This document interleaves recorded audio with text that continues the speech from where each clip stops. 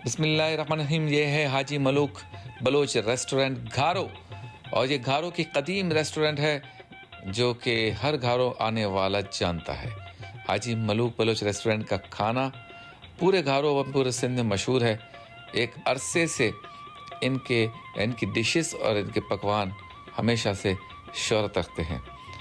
बेखुसूस प्याज चाप और ये रोस्ट आप देख रहे हैं, साथ ही इनका भाजी गोश्त जिसको पालक गोश्त भी कहते हैं, मूंग की दाल, चाय बहुत ज़बरदस्त होती है इनकी, चिकन कढ़ाई बहुत ज़बरदस्त होती है।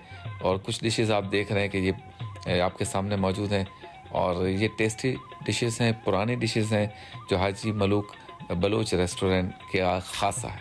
इसका ख़ासा है, ज़रूर विज़िट कीजिए जब भी आप घारो तशरीफ़ लाएँ और किसी काम से आएँ, फैमिली के साथ आएँ, किसी विज़िट पे आएँ तो हाजी मलूक बलोच रेस्टोरेंट में ज़रूर खाना खाएँ। फैमिली के लिए भी इंतज़ाम है, बहुत ही टेस्टी फूड।